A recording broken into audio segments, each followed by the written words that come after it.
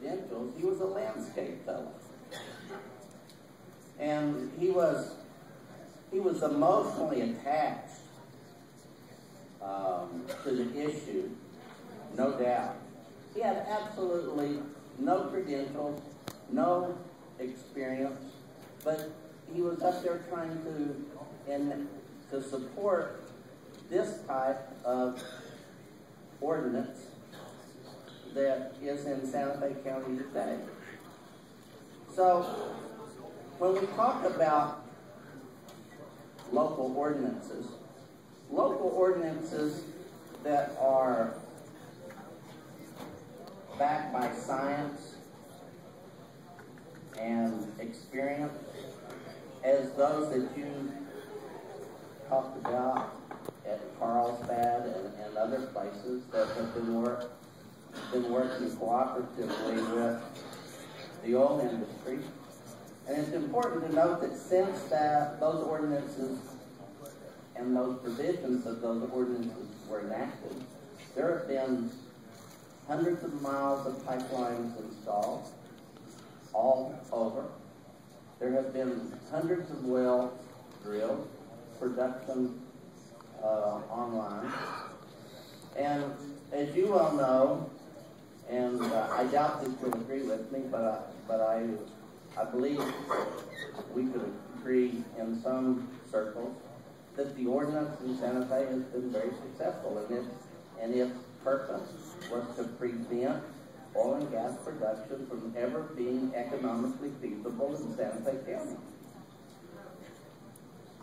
Well, Mr. Speaker, I have no idea why you would make the assertion on the floor of the House that Chatham County followed science, but Santa Fe County didn't. That is a preposterous statement, Mr. Speaker, gentlemen, because I'm pretty sure that you had no involvement whatsoever in the creation or the adoption of the local ordinance here in Santa Fe County. Maybe you did, and I just didn't know, but I have no idea either, Mr. Speaker, why someone who spoke to the Energy Committee 4 years ago has any relevance whatsoever to the process that was engaged in Santa Fe County. I can tell you, Mr. Speaker, that, as I said before, the process that was followed here was deliberate, it was thoughtful, and it was focused on protecting public health, safety, and welfare, and doing so with the adoption of this new zoning ordinance that we have. Mr. Speaker, gentlemen from Otero, the simple fact of the matter is that if this law is adopted, the ordinances that you say have worked so well for these communities in the southeast part of the state, they go away. They don't exist anymore. They can't be enforced anymore. And so that's something I think bears a lot of consideration, Mr. Speaker, gentlemen from Otero. Thank you, Mr. Speaker. And gentlemen, in the event that the proposed legislation passes tonight, I would tell you that the industries that I worked in for a number of years will continue to work hand in hand with communities all over the state, and in doing that they will provide a substantial amount of the income to the state of New Mexico, and they'll do it in a responsible manner. And because of that, I cannot support your ordinance or your amendment that you have proposed tonight, because I don't think it's good for New Mexico. Thank you, Mr. Speaker. Is there further debate on the amendment? The gentleman from Valencia. Thank you, Mr. Speaker. I move to table amendment number 1 of House Bill 366 as amended. We're on a motion to table House Floor Amendment number 1. Just to remind members, a vote of yes, and we will table the amendment. A vote of no, and we're back on debate of the amendment. The vote is now open.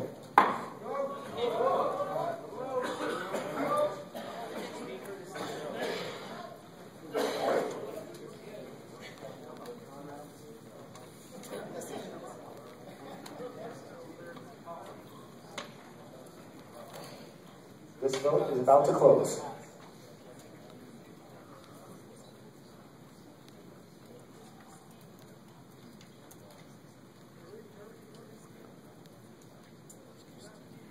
And the vote is now closed. By a vote of 36 in the affirmative, 28 in the negative, House Floor Amendment number 1 has been tabled. Gentleman from Santa Fe still has the floor. Thank you, Mr. Speaker. I'll quickly yield the floor to the rest of the members that want to have a debate. Just keep in mind, folks, that this is a complete preemption bill, divesting all of our local counties and municipalities of their ability to protect health, safety, and welfare at the local level with any relation to the oil and gas industry. I think this is a dangerous and unnecessary step, and I urge the body to vote no on this bill. Thank you. Next debate, the gentleman from Doñana. Thank you, Mr. Speaker. With the gentleman from Bernalillo yield. I yield to the gentleman from Doña Annie. Mr. Speaker, gentlemen, are you from Missouri? Mr. Speaker, I yield to the gentleman from Doñana. Thank you, Mr. Speaker, gentlemen. I'm wondering if you're familiar with the National Republican Party platform. Mr. Speaker, gentlemen, some of it. Okay, Mr. Speaker, gentlemen, are you aware of the part of the platform talking about local governments? I'm not, Mr. Speaker, gentlemen. Thanks, Mr. Speaker, gentlemen. I'd like to read this for you. It isn't enough to merely downsize government, having a smaller version of the same failed systems. We must do things in a dramatically different way by reversing the undermining of federalism and centralization of power. We look to the examples set by Republican governors and legislators all across the nation.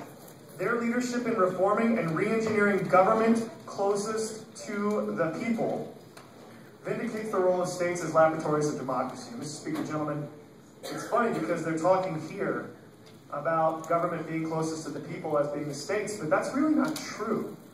The government that is actually closest to the people is local government. Mr. Speaker, gentlemen, are you aware of what the counties are charged to do in the state of Mexico by the Constitution? Mr. Speaker, I don't have that provision in front of me. Mr. Speaker, gentlemen, I'm sorry, what? Mr. Speaker, gentlemen, I don't have that constitutional provision in front of me, but I'd like to know. Mr. Speaker, gentlemen, I actually know that one by heart because I used to be a county commissioner. And what the counties are given to do is protect the health, safety, and welfare of their constituents. So, Mr. Speaker, gentlemen, I want to make this exceedingly clear to the 7 or so people left up in the gallery, but also to the folks watching on video. This debate got lawyerly really quick. So let's break this down to be very simply what it's supposed to do. This bill will take away the power of local governments to make reasonable health, safety, and welfare decisions about oil and gas drilling in local government. That's what this bill does. And it's funny because it's in direct contradiction to the National Republican Party platform, which specifically states that government closest to the people is the best way to run things.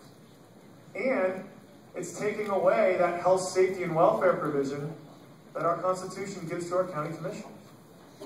Mr. Speaker, gentlemen, I worry about this bill for a couple of reasons.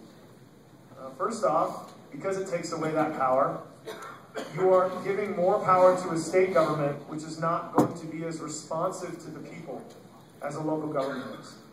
And second, Mr. Speaker, gentlemen, the problem here is we're setting a really bad precedent. I know in your opening argument, you talked about the fact that oil and gas drilling is so necessary to the economy of the state that we have to do this to make sure that local governments don't get in the way of that funding. Well, Mr. Speaker, gentlemen, local governments do a lot of things regarding their own economies and the economy of the state, because local economies all put together are the economy of the state. And if we do this, what we're saying is it's now okay to start saying to local governments, you can't set your goals on other things. You can't protect the health, safety, and welfare of your people in other areas. And I really worry about that slippery slope. Mr. Speaker, gentlemen, that's the problem with this bill right here. And I want everyone that's watching on camera in their places and the reporters to know this. We are stripping away the power of local governments to represent their people in the best way that they deem fit. We're taking it away. And we're saying we at the state know better. And Santa Fe regulatory authorities are going to be governing those decisions. Not your local folks that you see in the grocery store, not the folks that you can go downtown and talk to about how this stuff works. The people in Santa Fe are going to be blanketing your communities with their own versions of what works, not you. And Mr. Speaker, gentlemen, the reason that strikes me as a little inconsistent with a lot of the other policies that have come out is we hear over and over and over again from some folks about how the federal government can't do anything right. And they screwed this up and they screwed that up, and they're terrible at making this decision and terrible at making that decision because they're all the way in Washington, D.C., and they don't know what it's like here. But unfortunately, this bill is doing the exact same thing on the local level. We're telling those county commissioners and those city commissioners and councilors that made all those setback laws that the representative from Santa Fe was talking about earlier, you're not smart enough, you're not good enough, you're not responsible enough to make those laws. And we, who know better, are going to take that power away from you. And Mr. Speaker, gentlemen, that's just sad. And unfortunately, Mr. Speaker, gentlemen, I cannot support this, but I do appreciate the debate and look forward to the rest of it. Thank you, Mr. Speaker. I yield. Next to debate, the gentleman from Lee, Senator Scott.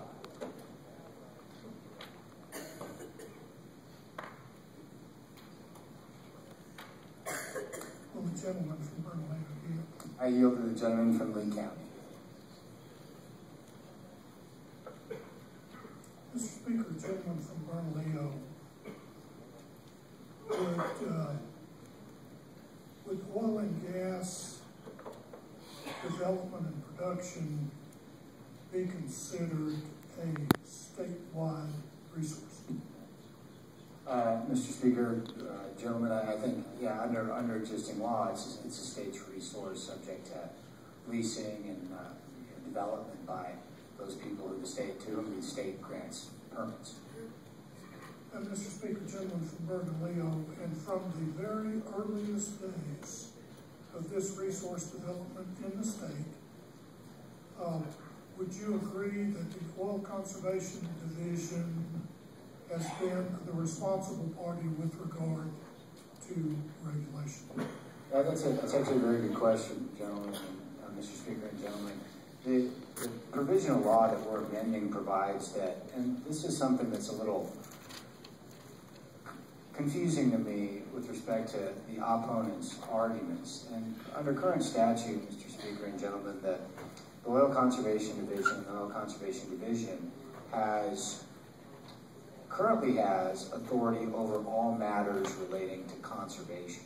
So this notion that we're extending jurisdiction over all matters for the first time in the case. And that jurisdiction includes, things that we're adding in already, like extraction, production, well permitting, that sort of thing. So the answer to the question is yes. And Mr. Speaker, gentleman from Bernalillo, are you aware of the state budget for the Oil Conservation Division? Mr. Speaker, gentlemen, I'm not. Mr. Speaker, gentleman from Bernalillo, the Energy, Minerals, and Natural Resources Department has a budget of some $20 million, a significant portion of which is dedicated to the Oil Conservation Division, who maintain a large cadre of trained professionals that are specifically tasked with the evaluation of applications for permits to drill, the adjudication of disputes in the event that an application for permit to drill has some regulatory problem. And are you aware of any county commission or any city government that would maintain expertise even approaching what is maintained in the OCD? Mr. Speaker, gentlemen, I don't know, and I don't know where you would even begin to find that expertise, and I don't know whether the counties and municipalities would be able to accommodate the hiring of those individuals and the acquiring of that expertise with existing budgets. And Mr. Speaker, gentlemen from Bernalillo, you are aware that there are some, I've heard tonight, some 60,000 active wells in the state. Yes, Mr. Speaker and gentlemen. And Mr. Speaker, gentleman from Bernalillo, the question has come up with regards to groundwater contamination and the risk that these activities have posed to groundwater resources. Were you paying attention during that part of the conversation? I was, Mr. Speaker, gentlemen. And Mr. Speaker, gentleman from Bernalillo, the number of leaks and spills that have been reported by various operators to the OCD and the incidence of groundwater contamination as a result of those spills. Are you aware of how many documented cases of groundwater contamination have resulted from those 60,000 wells operations? Mr. Speaker, gentlemen, I am not. Mr. Speaker, gentleman from Bernalillo, I will submit that there might be a handful, but over a 60-year period, and that number of wells, that is in my opinion, a remarkable track record.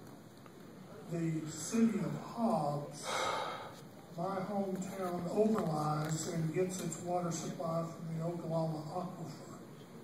Also overlying the Hobbs, Grayburg, St. Andrews oil field, a magnificent oil field developed with 1920s technology. Technology today is an order of magnitude better. The oversight with regards to casing and cementing procedures with regards to this well design is tightly controlled by the Oil Conservation Division along with the Bureau of Land Management. And in my view, there is very, very, very little risk of contamination as a result of these activities. I believe this state preemption is, or state regulation rather, of the industry is most appropriate, and I will strongly support your bill. Thank you, sir. Next debate, the gentleman from Bernalillo. Thank you, Mr. Speaker. Will the gentleman from Bernalillo yield? I yield to the gentleman from Bernalillo. Thank you, Mr. Speaker. Gentleman from Bernalillo. And we had a good discussion in Judiciary the other day on this bill. And I just want to bring up some of the points here on the floor that I brought up the other day.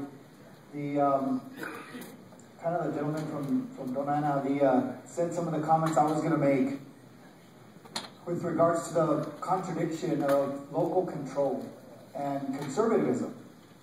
You know, parties come and go, majorities come and go, but conservatism is like a rock. It's supposed to, you know, it stems from, in our history, Mr. Speaker, gentlemen, you know, from the Federalist Papers, Madison and Hamilton, and maybe I'm romanticizing a little too much, but those principles are good principles. They're principles against centralization. They're principles advocating for local control. And so I just wanted to echo the comments of the gentleman from Doñana, Mr. Speaker, gentleman from Bernalillo, that isn't this contradiction? Doesn't this contradict the principles that local control is best? Mr. Speaker and gentlemen, it does not. And what I mean by that is, I mean, there's been an enormous amount of hyperbole and, quite frankly, misrepresentation of what this bill does not do. The case law is very clear that, Mr. Speaker, gentlemen, that if a state preemption claim, a statutory claim of preemption, does not specifically preempt an activity, then that remains under the jurisdiction of local control. So what we were talking about here and what this bill is intended to fix is this notion that you can have a municipality on top of a county, on top of a state government, each